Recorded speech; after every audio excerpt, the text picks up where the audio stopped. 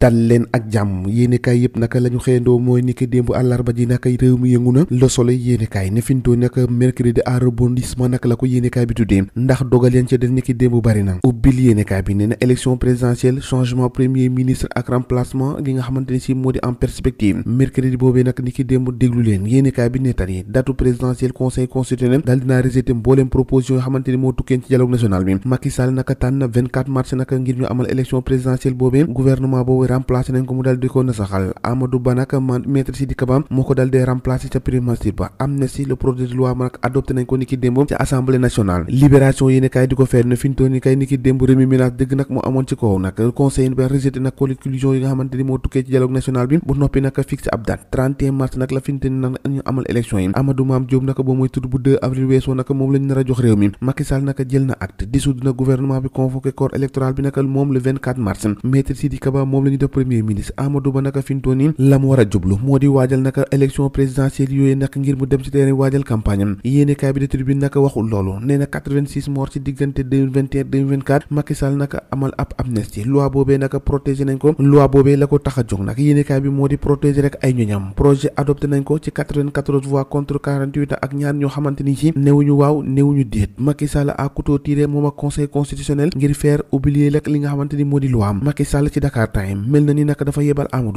Amadou Ba ci campagne am nee na ko acca demal yeggali ca campagne ngir waajal élection yooyu nag ñi ki démb projet de loi amnistie wax nañ ko ci assemblée nationale honorable député ñoom taq nañ démb ak deret ndax yéenekaay bi nee na li ñu mun a comprendre mooy li fi xew ñi fi ñàkk seenu bakkan yépp ñu daal dee toog ba saa si bi rek ñu ne leen defu leen dara ñi dee nag ñoom ñoo perte présidentielle nag Macky Sall 24 mars la daal dee fixé bras de fer nag doote dëgg moo dox ci diggante Macky Sall ak conseil constitutionnel ndax bu ba Macky waxee jaar nii ñoom ñu wax jaar fa ca des fi ñu tooy nag Macky Sall décide na gouvernement ba noppi jàpp aw datam dat ba mu jàpp nag mooy 24 mars nag ci boor jamono joo xamante ni si ñu ngi ci biir koor gi nekk dëggantaan nag waaye nag Macky Sall mel na ni fi ñu toll nii libéré na Amadou Ba ba nommé maître Sidiki Kaba premier ministre Amadou Ba nag gërëm na Macky Sall ba noppi nag nekk nañ ko jox aw fond ci campagne bi nga xamante ni ca la ñu jëm nag ñi ko amal moo di conseil constitutionnel Sud Quotidien organisation boobu juróom-ñaari saa yi bloqué nañu raj nag Macky Sall rejeté nañ lépp li tukkee nag ci dialogue national boobu Macky Sall fixé na 24 mars Sidiki Kaba moo wuutu Amadou Ba ca primature ba yépp démb nag lañ ko dal dee jël mu di ay dogal yoo xamante ni si fixé nañ ko boobee jamono l'observateur ne Macky prend date les péripéties nag bu 24 mars 2024 conseil bi nag daal dinaa tëgg ab vide juridique boo xamante ni président def na ab preuve de sagesse la liste des candidats amul leen du si changé 19 yi ca jasoon nag ñoom ñoo war a dem ci li nga xamante ni si moo di campagne boobee ngir dagaani baatu réew mi ngir tànneefu njiiti réew mi le réveil yéene kaay ne le grand perdant ñi si ñàkk dëgg nag du kenn du waa PDS fi ñu toll nii ñoom ñoo nag ñoo nar a fori neew ndax élection yooyu ñoom duñ ca bokk ndax nañu validé mooy 19 yi nga xamante ni si moom la conseil constitutionnel validé woon ñoom ñoo war a dem ci élection yi yéene kaay bi nag le grand panel nee na ko le dénouement dëgg nag moo am élection yi 24 Amadou Ba remercié nañ ko conseil constitutionnel reconduire na 19 candidats yi processus électoral Walf Quotidien na mu koy xaatimee moo di c'est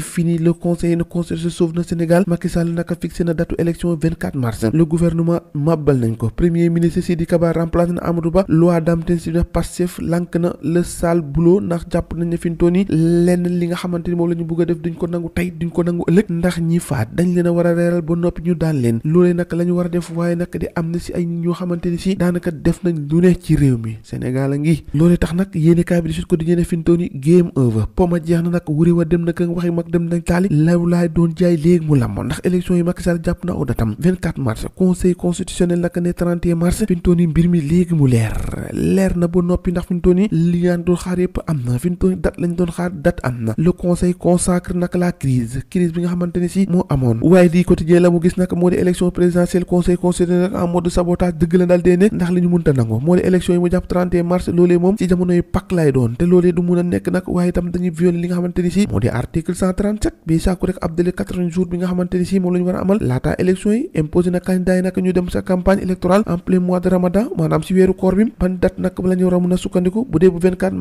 mars Macky Sall moom la tànn Macky Sall wala le 31 mars bi nga xamante ni si moom la conseil constitutionnel dal dee wax waaye nag yéen cabinet dara leeragut fi ndax xëy na mii ni bëri na kii jaar na fi kii jaar fa ca des kon nag ci lan lañ nag la mën a sukkandiku en tout cas daal lu mu ci mën a doon élection yi war naa am ñoo ko déggandoo jaa ngeen jëf ba ëllëg